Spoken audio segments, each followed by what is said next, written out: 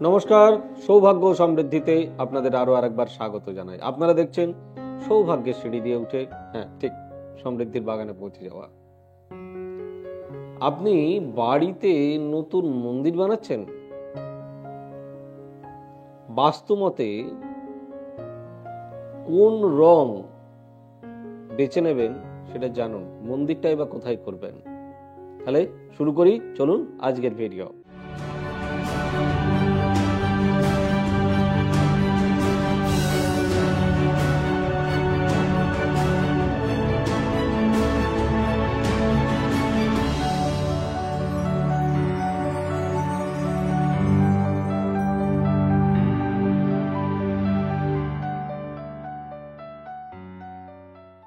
বাড়িতে নতুন মন্দির বানাতে গেলে বাস্তু দেবতার মত মেনে চলতে হবে। আমি আবারও বলি, cosmic law is the most important thing. বাড়ি তৈরি থেকে জীবনের প্রতিটি পদক্ষেপে বাস্তুশাস্ত্র এর বিশেষ ভূমিকা রয়েছে। শাস্ত্র মেনে যে কোনো কাজ করলেই তার শুভ ফল বা ভালো ফল পাওয়া যায়। অন্যদিকে শাস্ত্র না মেনে জীবনের সব থেকে ছোট্ট কাজ করলেও তার সুফল পাবেন না আপনি। আমরা যারা বাস্তুবিদ, আমাদের মতে জীবনের সব বাধা দূর করার ক্ষমতা রাখে এই শাস্ত্র। তাই বাড়ি তৈরি থেকে বাড়ির প্রতিটি কোণ হতে হবে বাস্তু মেনে, তবেই পাবেন সুফল। ঠিক সেই মতোই নতুন বাড়ি তৈরির সময়ও মন্দিরের অবস্থান খুবই গুরুত্বপূর্ণ। নতুন বাড়ির মন্দিরের রং বাছাই করার সময় বাস্তুশাস্ত্রের কথা বা বাস্তু টিপস গুলো মেনে চলা, টিপস ফর টেম্পলস, এটা মেনে চলা একান্ত জরুরি। বাড়ির মন্দিরটি সঠিক দিকে এবং সঠিক রঙে সাজালে বাড়িতে সুখ সমৃদ্ধি অতি অবশ্যই বৃদ্ধি পাবে। বাস্তু অনুসারে মন্দিরের রং পরিবেশকে প্রভাবিত করে। সঙ্গেই বাড়িতে ইতিবাচক শক্তি বা পজিটিভ এনার্জি বা পজিটিভ ভাইব্রেশন প্রবাহ করে বা প্রবাহ বাড়ে। ঘরেও আসবে সুখ সমৃদ্ধি। সঠিক রং বেছে নিলে আপনার ধর্মীয় কর্মকাণ্ড আরো কার্যকর হবে। এখানে কিছু সঠিক রং সম্বন্ধে জানাবো, যা আপনার নতুন বাড়ির মন্দির সাজানোর জন্য শুভ ফল বলে মনে করা হয়।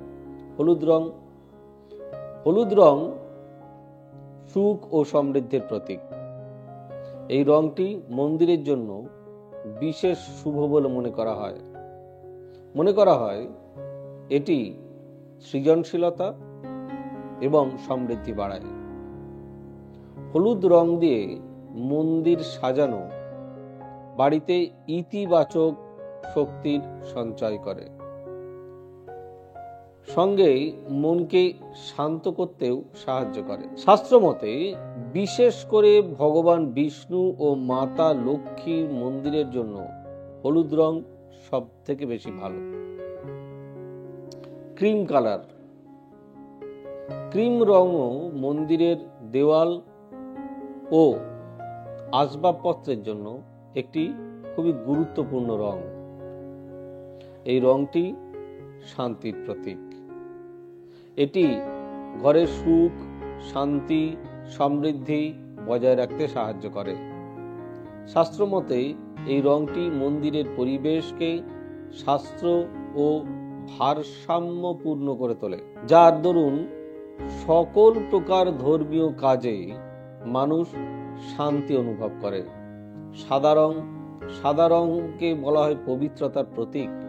পবিত্রতা ও শান্তি ভারসাম্যের প্রতীক হিসাবে বিবেচনা করা হয় সাদা রংকে। এই রংটি মন্দিরের জন্য আদর্শ বলে বিবেচিত হয়, কারণ এটি ইতিবাচক শক্তির ভান্ডার। সাদা রঙে সজ্জিত একটি মন্দির পরিবেশকে বিশুদ্ধ ও শান্ত করে তোলে, যা ঘরে সুখ ও শান্তি আনে। কমলা রঙকে শক্তি ও সমৃদ্ধির প্রতীক হিসাবে বিবেচনা করা হয়। এই রঙটি মন্দিরের পরিবেশকে উষ্ণ এবং প্রফুল্ল করে তোলে। কমলা রঙে সজ্জিত একটি মন্দির ইতিবাচক ও উৎসাহী পরিবেশ প্রদান করে। যদি আপনি মন্দিরের চারপাশে কমলা রং ব্যবহার করেন, তবে এটি আপনার মনকে করে তোলে খুশি এবং ইতিবাচক শক্তিপূর্ণ। এবার আসছি অন্য রং, নীল রং। নীল রং হলো বিশ্বাস, শান্তি এবং ভারসাম্যের প্রতীক। এই রংটি বিশেষত ভগবান শিবের মন্দিরের জন্য উপযুক্ত বলে মনে করা হয়। যদিও সাদা রঙও শিব মন্দিরে বেশ ভালোই। নীল রং মানসিক শান্তিতে সাহায্য করে। এই রঙে সজ্জিত মন্দিরে ধ্যান ও পূজা করা হলে সময়ের সাথে সাথে মনের একাগ্রতা ও ঈশ্বরের প্রতি শ্রদ্ধাও বৃদ্ধি পায়। এবার দর্শক বন্ধুরা, যেটা বলছিলাম যে মন্দির তৈরি করবেন বাড়ির কোন দিকে। দেখুন, বাস্তু মতে মন্দিরের স্থান হলো উত্তর পূর্ব কোণ।